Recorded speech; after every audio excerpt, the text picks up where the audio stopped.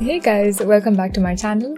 This is part 2 of my brutally honest career chat where I discuss the most asked questions and doubts on fashion design. So without further ado, let's get started. Oh, and I have the questions down here, which is why I'm looking down. So, question number 1. Why are you sitting in front of your cupboard? Why, is that a weird thing to do? Just kidding. Question number 1. How did you find fashion design jobs or openings in India?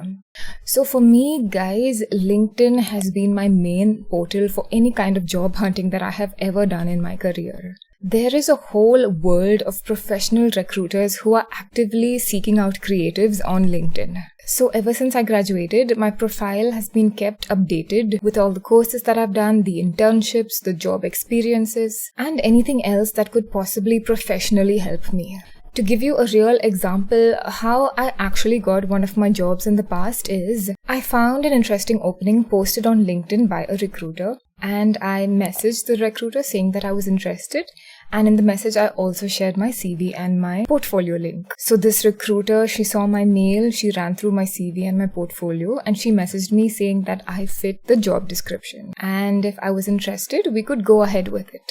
I said yes, and then she set me up for about 7 to 8 rounds of interviews, which overall took about 2 to 3 weeks to finish, and once I had cleared all the interviews, they informed me that I had got the job. So keep an eye out on LinkedIn and reach out to anybody who has posted something that looks interesting to you. I have friends who have also found job openings on websites like Indeed.com or Naukri.com, so try these options as well. Question number 2. How do you negotiate your salary when you are offered a job? So the most important thing when it comes to negotiating your salary is that you need to have an estimate of what the standard salary for that role is. So go do a deep dive and research on the position that you are applying for. 2 sources that can help you are Glassdoor and AmbitionBox, as people often anonymously post their salaries on there. Here is an example of me searching for a fashion designer salary at Max Fashion, and we can see that the average annual salary is 9 lakhs per annum. So once you have an idea of this, your standard salary that has to be offered for this position, then there are 3 main ways that you can negotiate. The first and easiest way to negotiate is to already have a counter offer from another company. You can always bring up an offer that another company has offered you and ask this company to match that offer or even beat that offer. A second way is to simply ask for a higher salary and then state your case as to why you think you deserve that much. You could elevator pitch yourself and talk about skills that you can bring to the table that somebody else cannot. For example, if you know Clo 3D, which is actually, a skill that not a lot of designers know, you can bring that up and use it to your advantage. The third way is a barter system technique that a friend of mine tried, where she asked for a higher salary but also had something to give in return to the company. So she said, if you are able to offer me this much of a salary, then I will sign the contract right now. Which is also pretty smart if you think about it. Moving to question number 3. Do you prefer working for a company or working for a designer? I have not officially worked for a designer, but I have interned for a designer once, and I will tell you about my experience. And I just want to say, you guys might have a completely different experience from mine, so in that case, just ignore the next 2 minutes of me speaking. In my case, the designer that I interned for when I first started out back then was a pretty big deal.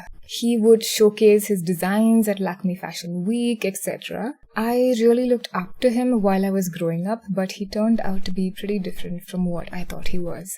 He had this design studio, these tailors, these pattern makers, these other interns, but he was not very kind to them.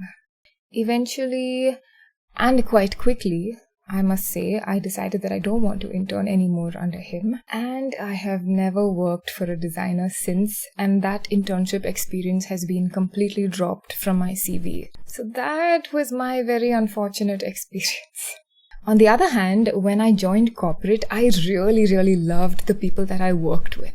I have been in corporate for more than 6 years now, and the thing is, corporate has rules. And most of the time, I would say there is a lot of mutual respect between the manager and his or her team. When I was younger, for some jobs, I even stayed behind working in the company long after I lost interest in the job, simply because my manager was so kind to me and treated me so well. Another thing is I really like the routine that comes with working in a corporate company. There were set tasks that I needed to do.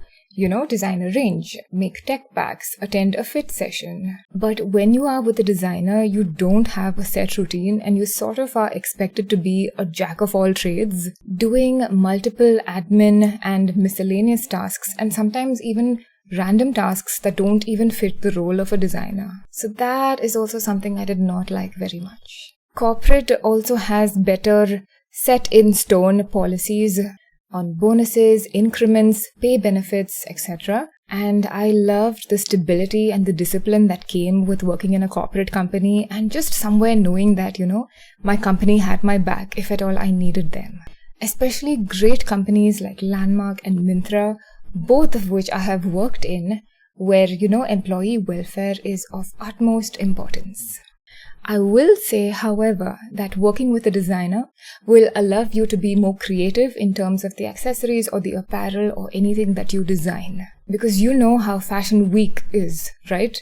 With the ultra-creative couture and the high-octane colors and the loud, bright, fantastical prints. So companies are very restrictive compared to that because they cater to the masses who require more generic and toned-down designs. I say you should give both a shot and see which you like better because, everybody has a different experience when it comes to these things. And if you want to see what a regular day is like working for a corporate company like Myntra as a fashion designer, then I have made a video on it, so I will link it above for you here. Or here. Somewhere on top, I hope you can see it. Question number 4. Can boys take up fashion design? Hell yes. Absolutely anyone can take up fashion design. Out of my designer colleagues at work, like 50% are men, and they design women's wear as well. So basically anyone can take it up. Girls, boys, anyone. Question number 5. Do you face burnout as a fashion designer at work? So this actually happens way more often than you guys think. Fashion design is by no means an easy career. What I have noticed is that there are 2 things that can lead to burnout if you are a designer. The first thing is creative block. As a designer, you are expected to create aesthetically pleasing, awesome graphics and designs almost on a day-to-day basis. It is your job. And some days you will face extreme creative block. Sometimes you are just staring at a blank page on Adobe Illustrator and your brain is just not working. This gets so much worse in toxic work cultures where you have a difficult boss who is giving you a hard time. I have had friends who have quit their job because their manager was pushing them too hard when they were in a phase of creative block. In my case, I have had the fortune of not completely burning out, but I have definitely felt the pangs of it. When you work in a company, you will have days of high workload where, designs need to be churned out quickly on a very tight deadline.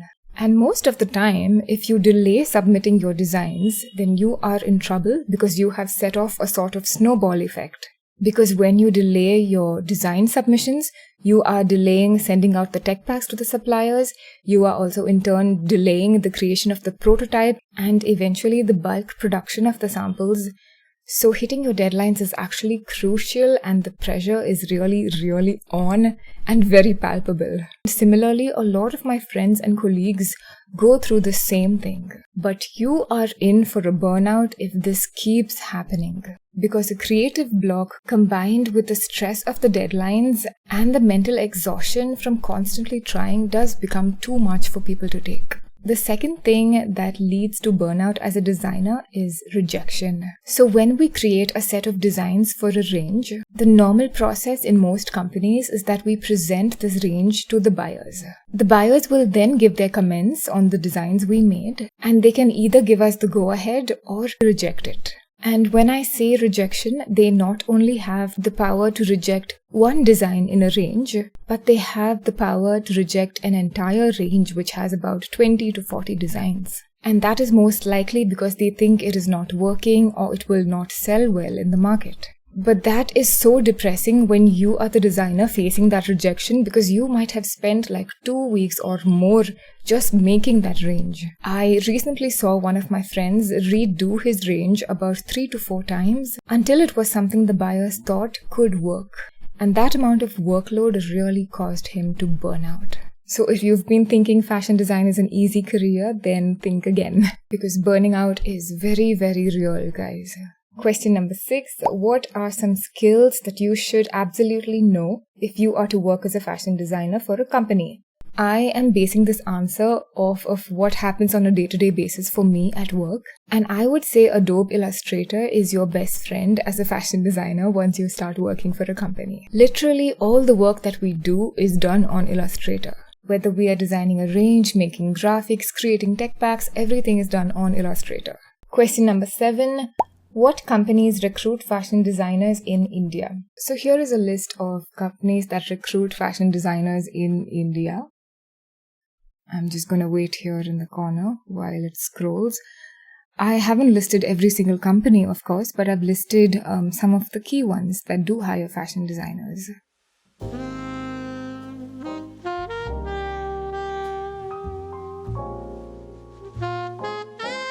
Is it done? So that is all for today, guys. I hope it was another insightful career chat. If you missed part 1 of my career chat where I discuss a fashion designer's salary, what a resume has to look like, etc., then I will link it up here for you. And again, if you have any more questions that you are having trouble finding answers to, then you can list them in the comments below and maybe I will make a part 3 answering those questions. So thank you guys and see you in my next video. Bye-bye.